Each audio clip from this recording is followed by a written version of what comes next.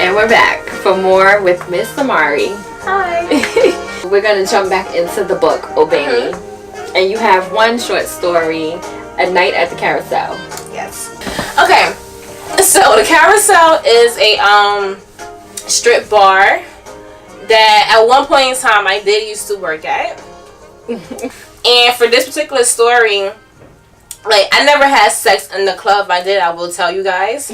I'm that honest. But it was kind of sort of like, these characters I made based on my time as in working there. So it was just like the influence of me being there that pretty much brought the story to life. Okay, so like I asked you before, how did you come up with the characters Jasmine and Jace? Oh, cause I never had a customer that I wanted to be with, but with these two, I wanted to have a different approach where there is a good balance between between the customer and the worker, where they do meet and they, I want to say fall in love, but they have that attraction to where you because it was a build up. Yeah, and then reading it, it gives the potential that it's going to lead into something more on a good side. And sometimes that builds up really leads into something really good. Yeah, like I know a lot of girls that used to dance are in really happy relationships with customers that they met from dancing. And that's rare. Because these days now, you're not meeting that. No, like, to me, dancing is so much different now than how it was, like, 7 years ago back in my days. Like, I was telling her that years ago, any of my friends could attest to this, that we used to get paid to go out to eat, to go shopping, to, like, go party on a customer yacht. Like, we got paid for our time and company. Just to be, like, arm candy. Just to be arm candy for about 2-3 hours, you get money. And whereas now, you really have to, like, fucking suck, in my opinion, New York as a dancer to make money. So that's why I say I feel like the dynamics change. Me and my friends, outside of dancing, we was so regular. Like, you wouldn't even know we was dancing. We was so regular. So even, like, to see it be publicized the way it is now, it's kind of like, since when y'all okay with this? Right. Like, promoting yourself as this and the world being okay with it. Well, like I said, it's that the new generation, I guess, and reality TV. No, you're absolutely right. I'm not. Instagram is the devil. Right, and no offense to anyone on reality TV. Yeah, none at all. But I mean, that's what it is. Like, you know, shout out to Cardi B. Like, I got a lot of respect for Cardi B. Right. Okay. She came from the dancing world. Yeah. And now look at her. Yeah, and let me just touch on this too. A lot of people, I think, they not understanding like what's going on with her. Like, she was a stripper, okay? And let me tell you, I know strippers that are in their 40s, 50s, and older that are still shaking their ass. It is very easy to get caught up in that lifestyle and get comfortable and stagnant with the money and just like how quick it comes. So to see her come from that and to use that platform to elevate herself, you can't but respect it. Yeah, like, because you know what? I feel like maybe she was over that anyway, and she and when she made her appearance, her first appearance on Love and Hip Hop, like you would see her on the Instagram and stuff, like just ranting. And then at first you're like, what the hell is she ranting about? But then when you really listen to her, she was really speaking a lot of substance.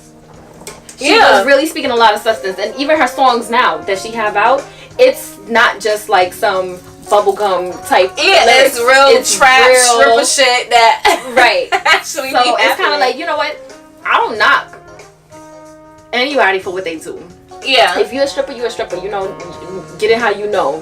But at some point you have to get out. Right, like you have to elevate yourself. Like, even if you still want to be a part of the stripper world, then try to invest that money. And open your own spot, like, or something like that. Like, you know, I know it's probably easier said than done. And you know, not for nothing, even with me as a dancer, like, no lie, like, I enjoy being on stage. Like, it was fun to me. And I was a real entertainer. Like, I didn't do tricks and pulling stuff out the vagina, but I was real sick on the pole. Like, I had some skills back in the day, okay? So would you go back, not to like make it a profession or whatever, but just like just for fun, like one night, like, you know what, let me just go up there? I mean, a few years ago I did do Stripper Idol in Sin City and I won. Wow. Okay. I won $500 that night. But where I'm at now, my career and my brand, I will never go back to that because I feel like I progressed so much. Right. You know, same with Cardi B. Like, for her to go back to dancing, I would feel it would be just like, why? Yeah. You know, and that's the same kind of, yeah. And, like, you know what? When you're building a brand, you have to protect your brand. Yeah. Like, you know, you're very open and honest. And you're saying, like, okay, yeah, this is what I used to do. That's good. Because, you know what? When you make it to, like, a higher plateau, there's going to be haters that come out and be like, well, girl, yeah. She wasn't always the business owner, book writer, book publisher. All that. They're gonna be like, oh, let me show you these pictures.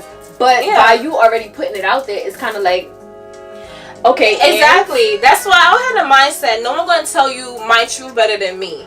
So it's like, at the end of the day, if you want to hear the story, you're gonna hear it the correct way, the real way, and it's from my own mouth first. And this is why I created Dopies World.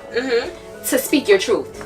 Yeah. Oh, I know. I read your caption. Right. Yeah, you have to speak your truth because you know what? If you allow other people to speak your truth, you would never make it anywhere. Yeah. And you know what? It's kind of crazy because other people tend to have a better influence about your life than you would have. So to say, because they can get into people's ear, and then these people will believe it. Yeah. And they would like really take hold to it and really like just like, nah, that's what it is. Like I can't.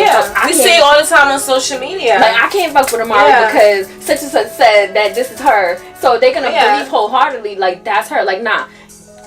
Give me my respect and get to know me for me. Yeah. So like back to the night at the carousel though. Yes. What was so interesting to me was like how the build up of the story that you know Jace and Jasmine. It's kind of like they had an attraction to each other, but it was very unspoken. Yeah. So like, what made you on that final night actually make them have that connection? It goes back to submission. It's like okay. At the end of the day, Jasmine desired to be with him and to please him and to like, you know, give into like his needs. Right. So it's like when it comes down to even one night stands, we all have that one, maybe not all women, but most have that moment where we're like, you know what, we're gonna balls to the wall, you know, fuck it, we're gonna just do what we do. And I kind of started wanting that with Jason and Jasmine. They just was like, you know what, we're gonna release all our inhibitions and just like go for it and let's see like what it leads. Because the way like you kind of set it up, it's kind of like Jace already had her. Yeah, and she didn't even know it. Like numerous times, like he's like, oh, but then when it really happened, he was like, wait, I really got and her. You know how I like the way you ended it because it's kind of like. If it's like a part 2 to that story, you could go in any direction with it. It could be like, oh, they fell in love. They had children together because. Why I say that is because there was no protection that was you mentioned. Yeah.